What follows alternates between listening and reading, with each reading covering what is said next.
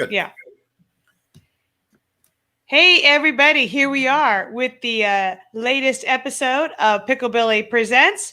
I am Picklebilly Jan, and our guest today is Dan Normand. And you are located in Southern California. Correct. And my friend Skip Sorich kept saying to me, Janice, you have to interview Dan Normand. You have to interview Dan Normand.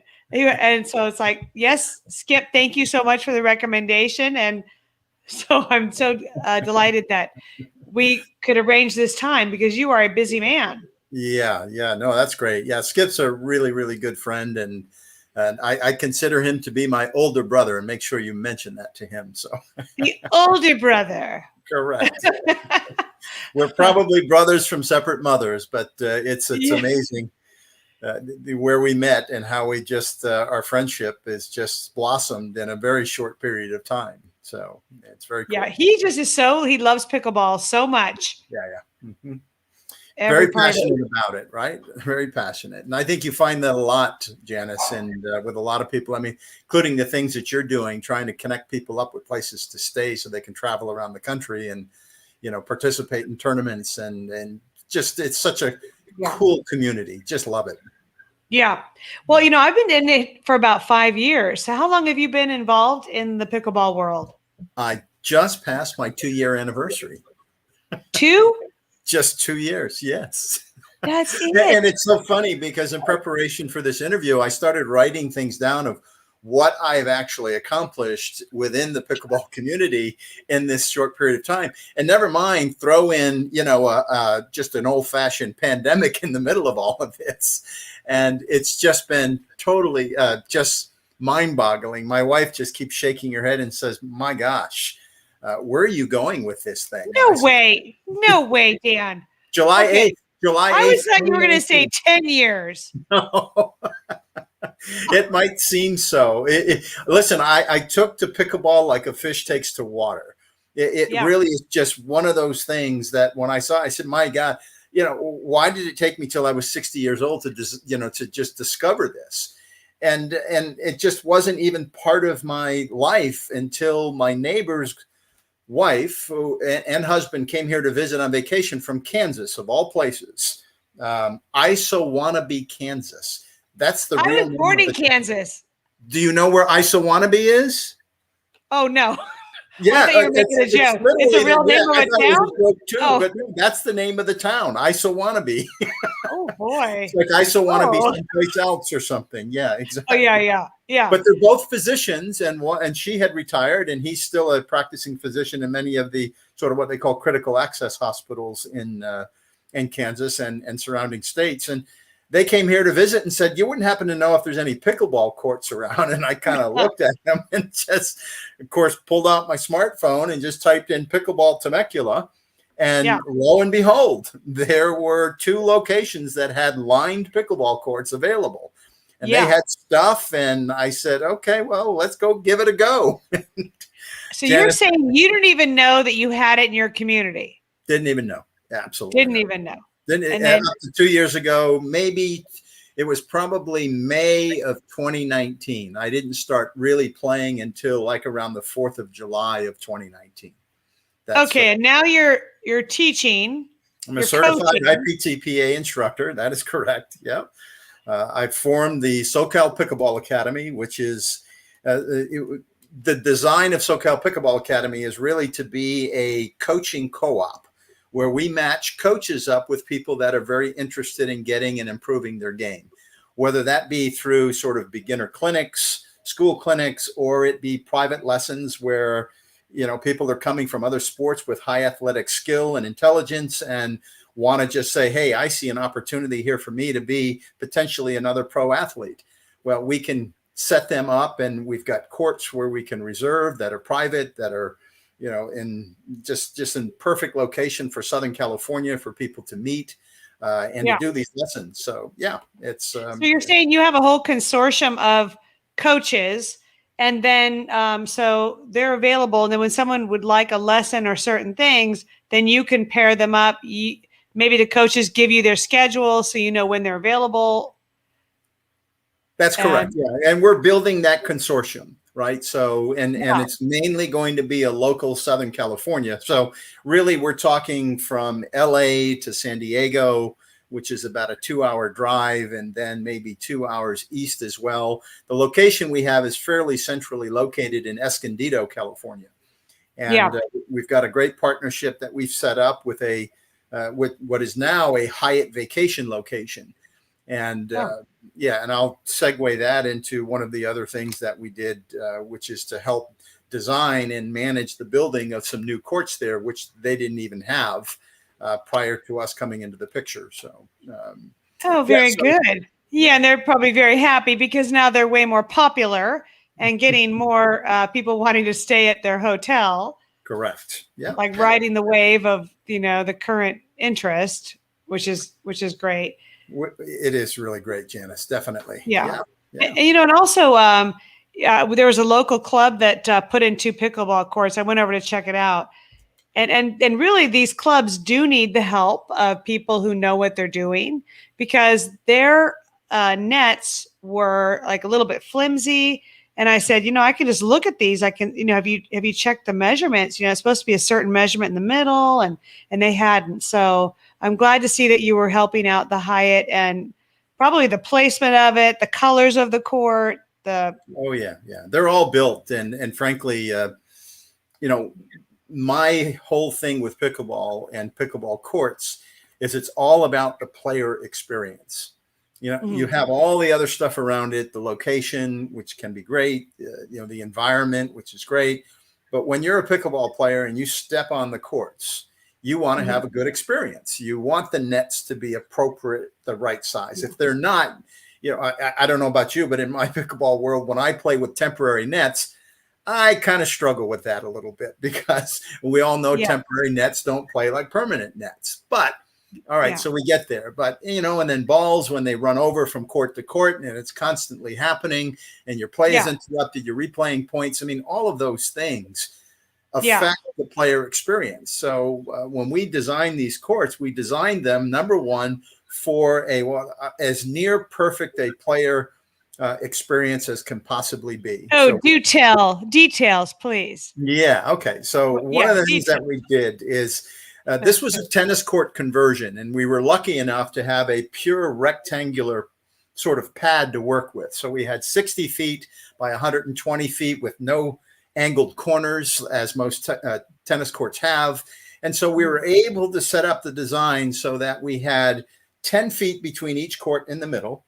We gave Mm, 5 feet on each side, which is more than adequate for anybody that wants to do ATP. So that's the thing that we yeah. made sure of. And then we would have had 8 feet behind each baseline, but we chose to do something unique, which is we took 1 foot off of each end. So instead of having 8 feet, we have 7 feet. And so 2 courts back to back, that gave us 4 feet to work with. And so what Mhm. we built is we have a catwalk that goes between all 4 courts, allowing us to put in a gate for each court so that you can have Wow. players standing in this catwalk and actually waiting to play, but also watching to play without interrupting. Anybody doesn't get interrupted getting on or off at any other court. That's really interesting. Yeah, it's a perfect design, and we've been open now for about 3 months, and we just opened our reservation system actually 2 weeks ago.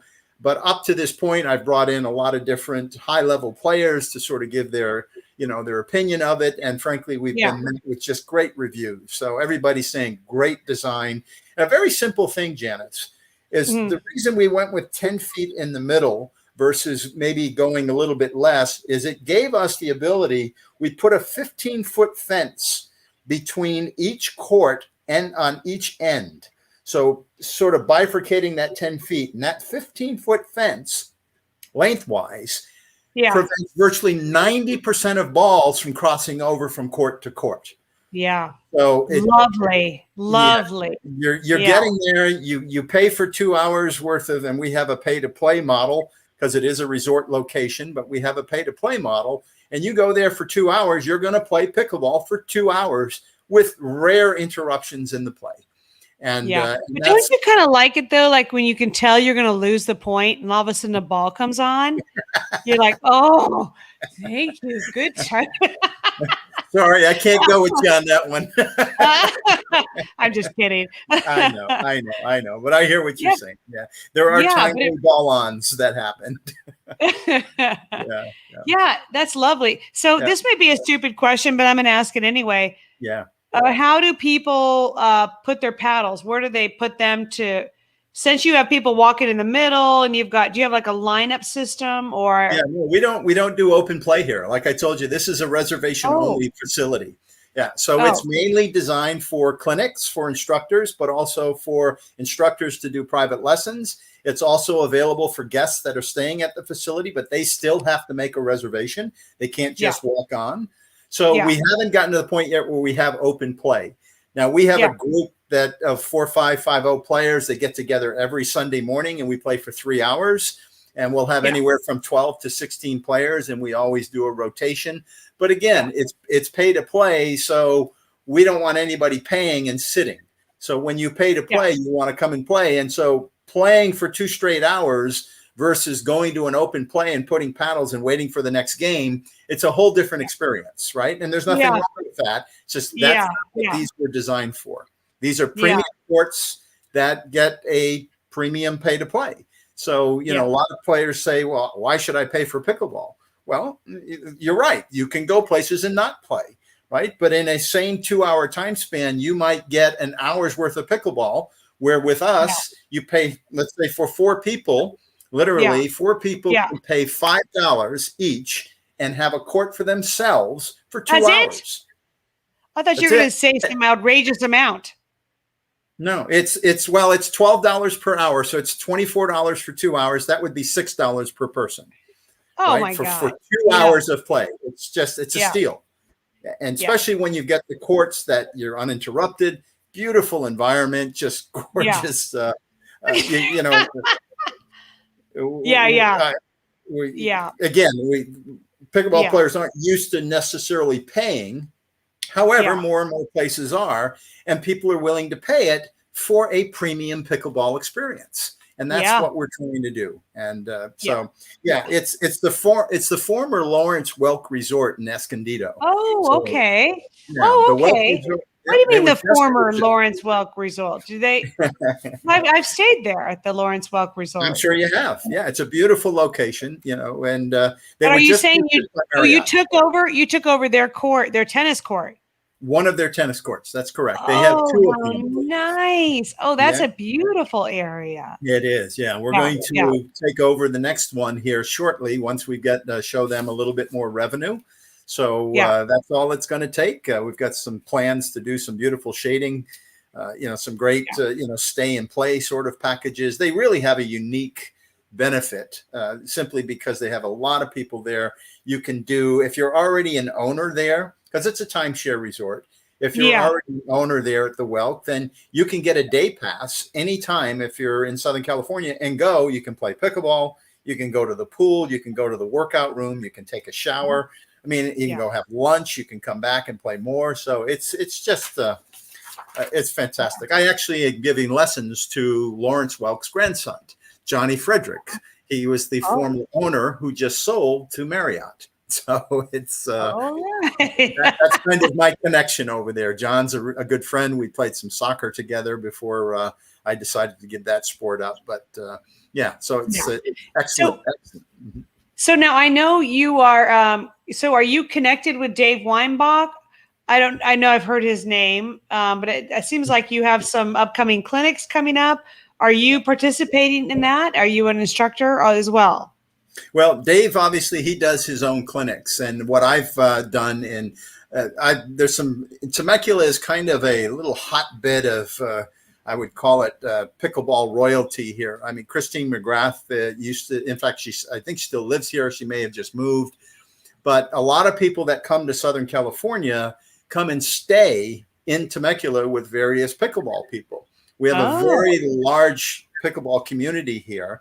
And many of the players that are here have their own private courts, of which we get a chance to play on at times. But these pros come out of town. For instance, AJ Kohler was there. DJ Young comes up here a lot. A couple of years ago, Ben Johns and Kyle Yates were all in town with Deco Bar, and they stayed at one of these guys' houses. And so Dave comes in. In fact, he's coming in this weekend. We'll be staying here in town, and I'm good friends with a couple of the folks. And I said, sure, Dave, I'll be happy to help you promote your clinics.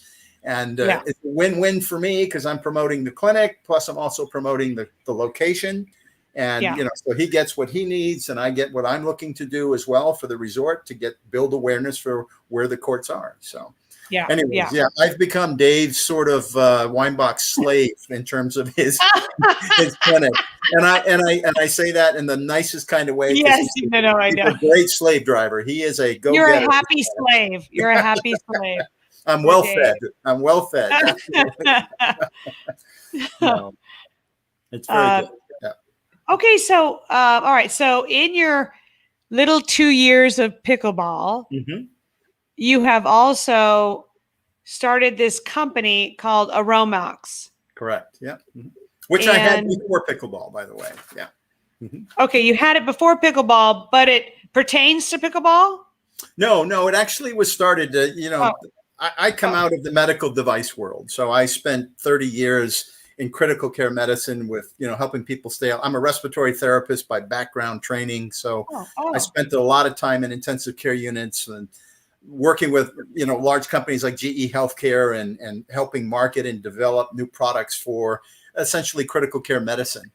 Well, I got really, really sort of disgruntled with sort of the regulatory environment of that space. It's a very constrained space. And so about 10 years ago, I was able to walk away from that and started my own company. And one thing led to another.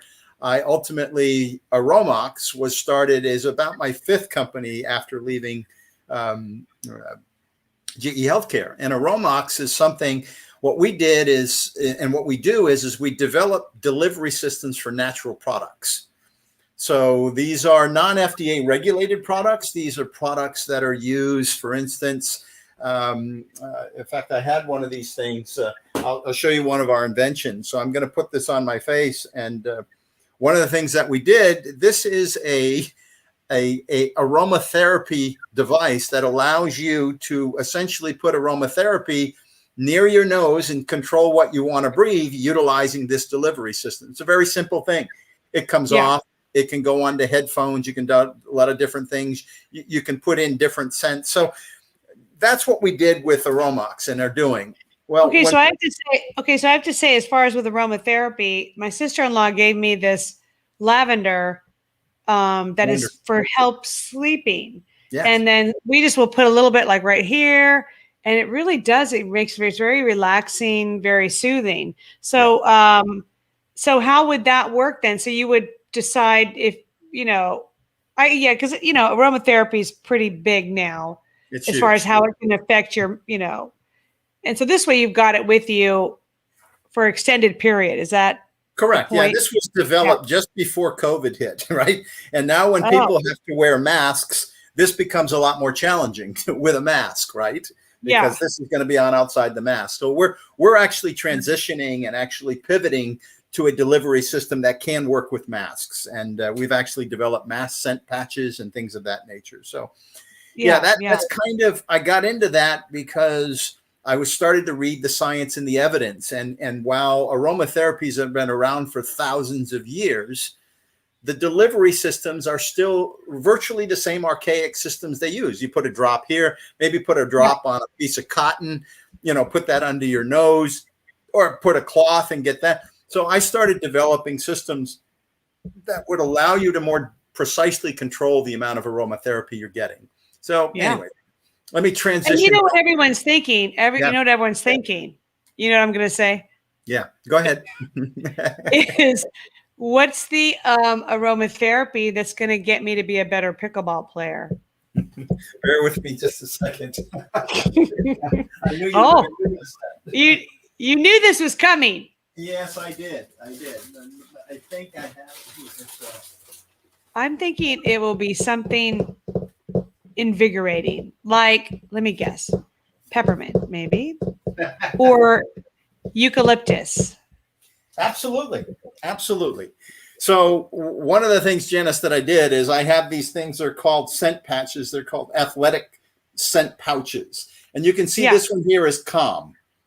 Okay, so it has floral and citrus. So this is a combination of lavender, but also bergamot. Bergamot is a green Italian orange with a very beautiful orange scent. And both of those are known to give you both what we call not necessarily physical stimulation, but relaxation, but also a clear mind, right? Yeah. And then we also have a patch that's called Focus. And we developed that. That is mainly peppermint with, again, some bergamot along with it. So I work very closely with certified aromatherapists who develop these formulations for me for the application of what we're trying to do. You know what a sniff, you know, it's like the scents are, like you see this football players do it on the sideline, right? The smelling salts, they're just designed to sort of clear them up. This is the smelling salts of pickleball. Yeah. You open this up, you can reseal it. You take a sniff, you put it away. Now, some people don't believe in it. Some people do. It's all about mind training, what Dan Gingrich talks about, right? Is you got to train the mind. And what I tell people is if you want to use it, great. When you have a great match or you win something great, take a sniff of the pouch. And that's going to reinstill and give you a much more solid memory over that moment at that period of time. So, no, that makes sense. It makes sense. Yeah. I think I need that for my next tournament. Well, you'll probably need it playing with Skip and the Zen thing you're doing, right? Yes. We're going to partner up together. Beautiful. That sounds great. Skip's a lot of fun to play with. Definitely. Oh yeah. He's just 30 minutes down the road. So, we can get together. Perfect. Well, let me show you one other thing here while you're there, because the scent patch and the aromatherapy stuff that I was doing is really what led me to believe to invent what we call here. This is the Paddle Cleanse product. Okay, right? That's okay. Very good. Now this is specifically designed for pickleball paddles, and people might ask, well, why is that? Well, there's so many different paddles out there. They're getting more and more expensive. There are people that have ruined their paddles trying to clean it, maybe with acetone or, just dumb stuff that you shouldn't ever use. Well, this is actually lemon verbena and eucalyptus oil. So it's an all natural product cleaner. It has no residue, has a beautiful scent to it, and it's a fantastic cleaning product. It'll take virtually anything off the face of your paddle and restore that paddle to where it was when you first got it from the manufacturer. And it's just so funny. People have said to me, well, I like having dirt on my paddle. I think it works better. I said, well, let me ask you something. If it works better, then why can't you order that as an option from the manufacturer? Say, hey, could you pre-soil my paddle and just put some dirt on it for me? Because I think it works better.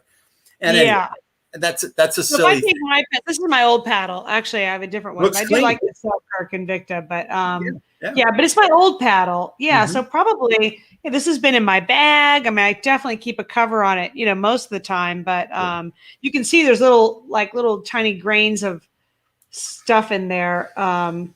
It will wear down your paddle face, and what people. In fact, I just did a post the other day. Actually, I think I saw your post. I saw your post on the Pickleball Forum. Yeah, and the pros are lucky. They can get a new paddle every match, technically, if they want one, right? Well, we can't. I mean, most average players, we're not going to have a paddle. So we've got to take care of our paddle. The analogy is in tennis, when your strings get fatigued, what do? You change the strings and you get it restrung. Well, we can't do that in pickleball. We can't reface our paddle.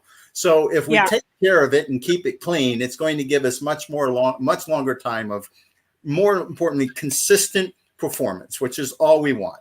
We're working hard, we're drilling hard, and then we go to hit a shot and maybe we have dirt on it. Maybe it grabs the ball more, maybe it grabs the ball less, but you swear you hit it the same way you always do when it went out. Then you wonder what's going on. Yeah. Plain and simple. Keep your paddle. Also, how do you know when the paddle is dying? When how do you know that? And people need to realize that this can happen, because you can, and all of a sudden it's not responding at all because it has a dead spot. It's fatigue. Yeah. Honestly, I think as you play, it's like what I tell my students that are beginners. I said, listen, don't invest in a paddle more than, $40. Go to Amazon, pick one up for $25, learn the game, invest in lessons, watch your videos, read as much as you can, watch as much as you can. And then when you've understood the game and you're playing it correctly, you will understand what your strengths and weaknesses are. Are you a power player? Are you a control player? And that won't necessarily stay the same as you continue to progress. But until you really understand the game, you don't know what kind of paddle you need. You don't know if you need a power paddle, a control paddle, and you probably wouldn't be able to tell the difference anyways until you're getting to that point where you're hitting your transitional reset shots, right? From the middle of the transition zone, and you're going, gosh, why do I keep popping that shot up? That doesn't make any sense. Why am I always hitting that into the net? Doesn't make any sense. So, listen, I play with a certain paddle, and I love it. Is there any feedback coming here? I hear it a little bit on my. You sound good to me. Yeah. Okay. As long as I sound good, I'm getting Like an echo or. So I will know when my paddle starts to fatigue. I'll know. It's just one of those things that as you play and if you play enough, you'll know when the difference develops, and it'll sound different, it'll feel different. Yeah. And other than that, people think that pickleball paddles should last forever. In reality, some of them do. But the real situation is if you can get a year out of a pickleball paddle, I think that's a good number. After that, I think you begin to look for sort of a decrease in performance in some way, some fashion. Maybe it's the face, maybe it's the honeycomb inside is starting to compress, getting a little cushiony. I don't know. I just can remember playing, and all of a sudden, my game was just terrible. I just couldn't get it over it was just terrible. And I just started getting a little depressed, like, what's happening? And then I figured it out, and it all changed back. So good. And that's what I'm saying. I think you'll understand that. It's like what I love is today when somebody comes up in the new paddle or somebody comes to the court and they're maybe repping a new paddle, I can put it in my hands and I can immediately tell whether or not this paddle fits my game. Right? Because I know what my game is and I know what I'm used to and what I like to do. That's really wait. So break that down for us. So I've got my paddle, it's an Engage. I'm using an Engage right now. And then you are feeling it. What are you feeling for? Are you checking the grip? Are you listening? Are you looking at how the ball responds to your hits? Are you trying to add spin to it? Like, what are you doing and how do you assess that? Yeah, it's two things. It's dinks and resets, plain and simple. I'll go to the kitchen line and I'll start dinking. And I will know immediately whether, because your dink is the most repetitious shot that you're going to do. You should do it the same way every time. It should be the same motion every time, whether it's forehand or backhand. But generally speaking, you're not doing a lot. I talk a lot about noise in people's swing. You get a lot of new players come into the sport, particularly tennis players that are just used to a big looping swing, racquetball players that put a lot of spin and have a lot of wrist in there. And what I try and do is I have to deconstruct those swings, and we break that way down and say, listen, here's the analogy that I was told, and I forget which instructor. I always like to give the people that taught me credit for the things that I propagate. And one of them is think of your arm when you're dinking that it's in a cast. Your wrist is casted and your elbow's casted. Okay. And the only thing that you can move is your shoulder. That's how you should dink, right? As soon as you add any wrist or anything else in there, that's noise. Noise creates inconsistency, creates different, setup. So when I get a new paddle, I do my dinking because my dinking is always the same. So the only variable that's different is the paddle. And I can tell whether or not that paddle is to my swing. And then I'll go back to mid transition and I'll say, hit me some drives. And I'll say, can I take the speed out of that ball and drop it into the kitchen and reset that shot? Because that's what I do. So those two things are very quick, high response, immediate touch and feel. All right. Is this the right thing? Because what I don't want to do is I don't want to have a paddle force me to change the way that I play the game. Yeah. I find a paddle to fit the way that I play the game. So it's the other way around. And Yeah, that but I narrows imagine, my choices. Yeah. yeah, but I imagine though that, even though that's fitting your game, I imagine that might be kind of universal advice to try out it and to do your dinking, your regular dinking, see if it feels good, see if you're able to control the ball, Yep. and then also to reset from mid court because Yep. that's such an important shot. And are you able to use that paddle to do that? Yeah, yeah. And I could, but can you teach old dogs new tricks, right? So I've spent all this time sort of getting to the point where I'm at, where I believe that what I have in my hand matches what I do. So I expect a certain thing to come off of that paddle when I hit it, right? Yeah. And if that doesn't happen, then it's either the paddle is starting to fatigue, or either my game is changing. And I just noticed this the other day. I said, gosh, my dinks on my backhand, I'm getting a little higher than I normally do. I can hit 50, 100 dinks and feel fairly confident that I'm not going to give up an attackable ball. Well, last couple of weeks, I've seen a couple of them get a little high, and I've realized I've not had a chance to go out and do those dinking drill sessions that I need to do because I've been teaching so much. Right? Yes, yes. Part of the downside of teaching is you're not so concerned about giving up a slightly high ball to somebody. But in a game, when you go out and play with 4-5-5-0 players, you give them an inch, they're going to take that ball and just send it, it's going to be coming back really hard. So, but those are the things that you learn as you get going. And so drilling is important. And I do a lot of that in my teaching. I give skills. I want people to walk away from, whether it's one lesson or 5 lessons, with a series of things in their mind, so that when they make a mistake, they know why they made the mistake and they can make a correction on the fly. And if they don't make that correction, then they can, get a friend.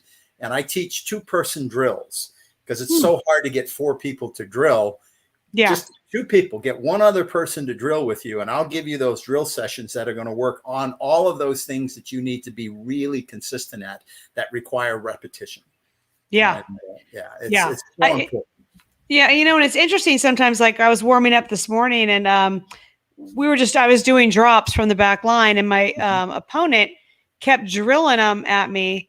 And I just said, right now, I just want to get my shot and my consistency. So I'm glad you can drill it, but I would rather it just be a nice little, a mini floater. Yeah. And I'm really working on my technique and getting that consistency and anyway. That's the right thing to do, Janice, for sure. I mean, I'll usually start off soft, and then I'll add a little bit of pace to it because you want to get closer and closer to reality, right? Because you're not going to get every return of serve is not going to be a nice little puffy little soft thing to you, right? So. No, 100%. I mean, you want to practice that too, but I just think there's different philosophies, going into it. Yeah. So Sarah Ansbury just put out her new blog, and she had some drills that were about how to dink and then getting it actually past the non-volley zone line so that you're kind of attacking people's feet. And I thought that actually the drills or the game that she had was a little bit not very interesting. I wouldn't do it, but I think the concept is great. Yeah. So I just wanted to ask you if you have what are your thoughts on that about hitting it at people's feet, whether they're at the non-volley zone line, whether they're mid-court or the backcourt, any advice you have on how we can practice that or execute it or. Yeah, the deeper you hit your dinks, the more risk you're bringing into the equation, right? So the room for error becomes much lower. The reason for that is to get that dink deeper, you've got to hit it a little bit harder than you normally would, and potentially a little flatter, because if you hit it harder and get it deeper and you hit it higher, now you're giving up an attackable ball. So I abide by what Dave Weinbach says, and I've gone to already a couple of his clinics, but one of the things he talks about is the impact zone in the no volley zone, right? Which is about 1 foot in from the no volley zone. That's kind of probably what Sarah's saying is that's getting it down to your feet. And then of course, and again, for me, how are you getting yourself ready? Most people make a mistake at the no volley zone is they hit a dink and they're not really ready for that next shot. By that is they're not in that athletic position, bent knees, weight slightly forward, and paddle out down low in the no volley zone so that you can potentially intercept that ball that's going to your feet and take it out of the air. So yes, if you can get a ball at somebody's feet and they're slow to move, slow to react, you got a good chance that they're going to pop it up or miss the shot. So again, for me, dinking is about consistency and then setting up something that's out of the ordinary. Okay. So if you're dinking, you go 8 cross dinks in a row and you're just rock solid with it. Well, that 9th one, I'm going down the middle. Okay. I'm going to go nice and slow down the middle because I got to get you to move your eyes. And then I'm going back wide. And hopefully I've tired you out. So now you go to that wide one and you've left me an opening here. So my next shot doesn't even have to be hard. I'm going to go to the middle, but I'm going to go a little harder and it's going to go right through the gap. So you hear a lot of people, you hear a lot of people talk about setting up points and how do you sort of craft a point? How do you work that in there? My favorite thing to do, honestly, is dink, dink, dink, cross court about 4 or 5 times, go back to the middle, one more cross court. And if it comes to me again, I've got this beautiful misdirect backhand that goes off to the right hand line over the shoulder of that person there. So chances are, if they're a righty, they're going to go up with their forehand. If they're a lefty, they go up with their backhand, but they don't know it's coming. Wow. The other thing is setting that up for a lob. And this is where your offensive lobs come into play. It's all about deception. So you look like you're doing exactly the same thing, but you do something completely different. It's a beautiful thing. Misdirect backhand? Yeah. Well, I'm a lefty. Yeah. So I'll be on the right-hand side of the court. Oh, so I see. The ball's coming this way. It looks like I'm going to go this way, but I open up the paddle face and I don't spin it. I just open the paddle face and the ball will come off of it and go straight to the right as opposed to going that's lethal. It is. Love it. People hate it. Yeah. But again, it's about thinking, right? This is what I love about pickleball. Pickleball is a thinking man sport, thinking person sport. I don't want to be misogynistic. It's a thinking sport. And the more you're thinking and the less you're trying to hit winners all the time and trying to slam it as hard as you can, the more success you're going to have. Yeah, it's fascinating. I just love it.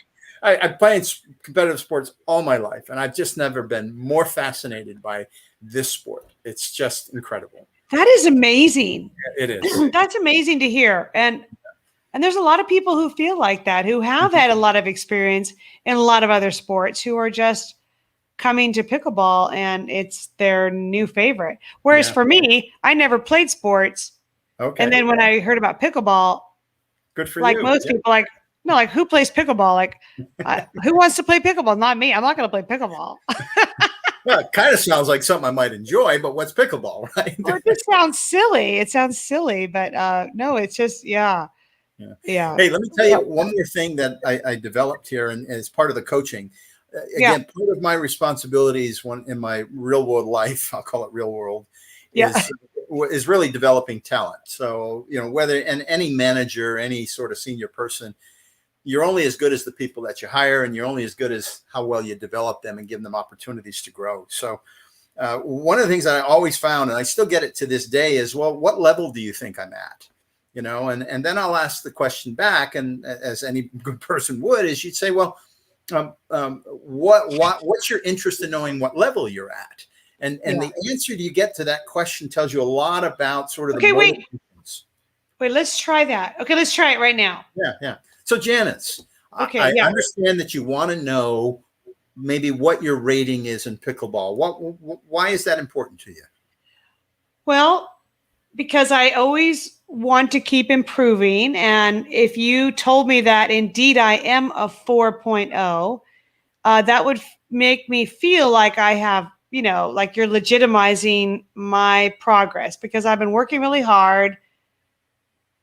And I guess it would just be interesting to hear your perspective of what you think about my play. Great. So that's it. Maybe it's just giving legitimacy to my own opinion. Yeah, yeah. Well, listen, that's perfect, and I think that people have different motivations for wanting to know what level they're at. Some of it has to do with, okay, I haven't played a tournament, but I'm looking to go into a tournament, and I know I can self-rate the first one I go into. It's a sanctioned turn, whatever that be. Ratings, as you know, are the UTPR system. We could debate that all day, and now we have the Duper system, which sounds interesting. I've signed up for it, but where players can actually also rate players on rec games. You can go in and you need to look that up when you get interesting. Oh yeah, I haven't heard of this. Yeah, interesting. That's the PPA is pushing that one there. So, but what I did and what I do, and this gets back to my coaching, because when you're developing talent, right? I was taught early on, there's 3 things that you look for in a person. They need to have the right skills combined with the right knowledge and the right attitude to be successful. Okay. Well, I can give somebody skills. I'd rather not give them the knowledge. I'd rather point them in a direction to say, go watch this video, that video to get your knowledge of the general knowledge of the sport. And I certainly can't give you an attitude change. So if you don't have the right attitude, and that's why I always ask that question about where do you want to be? What do you want your pickleball game to look like a year from now? And some people just say, well, I just want to be able to, kick everybody's butt here at the RV resort that I'm at. Well, great. All right. Or I just want to play with my girlfriends and they're better than me right now. So I just want to maybe get to their level. So, all right. So I do that. So what I developed an Excel-based report card, or actually rating system. And what it is it's just when I teach somebody, I tell them this, the first 20 minutes, I'm going to do nothing but evaluate. I'm going to give you certain skills to show me what you've got, what you don't have, forehand volleys, dinks, rally, drops, all that stuff. So, and then after that first lesson, I'll go back and I'll say, listen, I'm going to give you a report card. And this report card is going to show you exactly where I believe you are for each critical shot that you need. Oh my God, that's brilliant. And they have the report card. So it shows them. And each skill is rated based on rating level. So if you don't have a backhand dink, guess what? You're going to be rated as a 1.0 on your backhand dink. And that's going to go on your report card. So when you get this, you're going to see every area where you have your strongest areas and your areas that need improvement. Yeah, that's brilliant. And then because there's so many things, there's so many factors, there's so many shots, there's so many things you need to be doing. Scary. And maybe that's why people ask also, is because it is overwhelming. You've got these shots that are really good. Yeah. But then to have a comprehensive look at it, I think and a report card, and a report card, and then I know what to work on. I'm giving you something objectively here, and whether you take another lesson or not, I've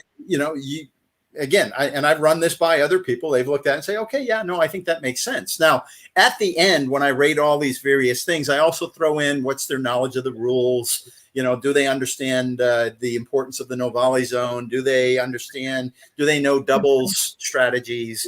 Are they familiar with stacking? Because all of that plays into the ratings, right? And so when you go it all up, they get the report card at the end, it's going to say, well, here's where I think your rating is, 2.5, 2.75 or whatever. So goodness, Dan, you are taking your expertise from Aromox and from the Academy, and now you're putting it into your individual lessons. It's really the corporate development world that I came out of. And there's, GE Healthcare is probably where I got most of my skills, and they're very process oriented. And you can't argue with a company that's 125 years old and one of the largest, most successful companies in the world. And so their processes in terms of people and people development are all based on science, but also historical perspective of what works and what doesn't work. I love it. Boiling that down and trying to bring it into a world of, that's my approach. I'm a certified soccer coach as well, and I did that for a few years. But and I, of course, raised my 2 boys and coached them all through their careers and had some fun doing that. But so I try, and I'm I'm a right brain person because I'm a left-hander. So I'm not super creative. I'm super analytical, and I'm super sort of, and I'm also science-based. So if I haven't seen it and I can't understand it, I'm probably not going to believe it. Like, I don't believe in ghosts. Sorry. Yeah. Oh, wait, who's behind me? No. Yeah. Hey, go in the other room. Go through the wall. Well, I like how you phrase that, though. You said, when I'm developing talent, I'm like, what are you talking about? And you're talking about your students. Yes, exactly. They're And talented. I love that. Like, I would like, someone to refer to me as their talent. Absolutely. I would feel, No, I love it. I've got eight people that are getting private lessons from me routinely.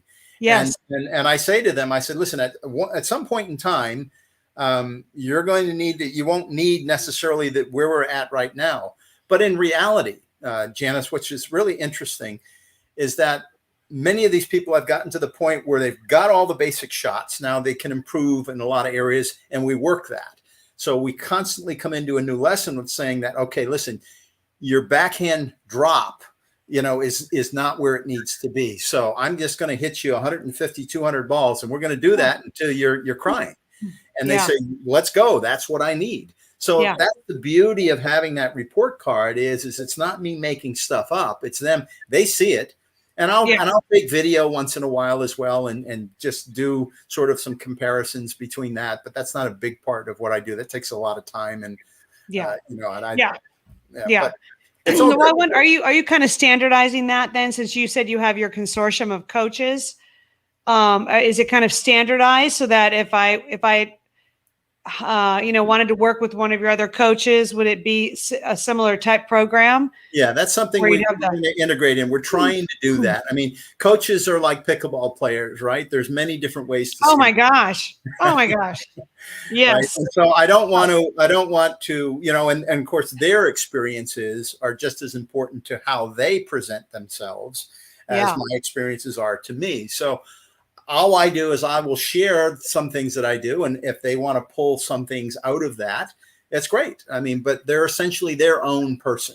So they have a style, and, the results will speak for themselves. If people continue to come back and want this person again and request them, then they obviously think that they're doing the right things, and they'll do that. But we all talk, and we'll continue to talk and build this consortium out. And I'm just excited.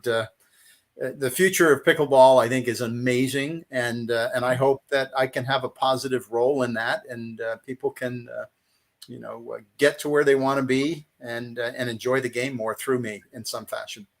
Well, on that note, Dan, I think we're going to call this interview to a close. What a beautiful last sentence. Yeah, thank you. And if you wouldn't mind sticking around just for a couple minutes, I got a couple things to wrap up with you, and. But thank you so much. You are definitely changing people's lives, and pickleball is changing the world. Totally agree with you. It's changing people's lives as well. And these people, a lot of people playing pickleball otherwise may not be doing anything athletically, may be, sitting on their couch, just wallowing away. I mean, yes, the sport is a stigma to it that it's for old people or older Americans. There's a big place for that for older Americans. But, let's think about it. All the best players in the world are under 25 years old in most cases. So, but I've met so many people who've gotten rid of their heart medicine, people who have just lost a lot of weight, people who are alive today because of pickleball. I mean, absolutely. Yeah. So have friends that they would have never known before. Yeah. It's truly it's a transformational sport. I mean, it can transform somebody's life into something that is not necessarily pleasant into something that is. We know the sense of community in this sport is huge, and that plays a big part. All right. So if you're watching this, not a podcast, presentation. Yeah. Go find a pickleball paddle, go find a pickleball court, and get involved. Right on. Easy to pick up. Yeah. Good stuff. Okay. All right. Bye, everybody. Have a great day. Thank you, Janice. Okay. Thank you.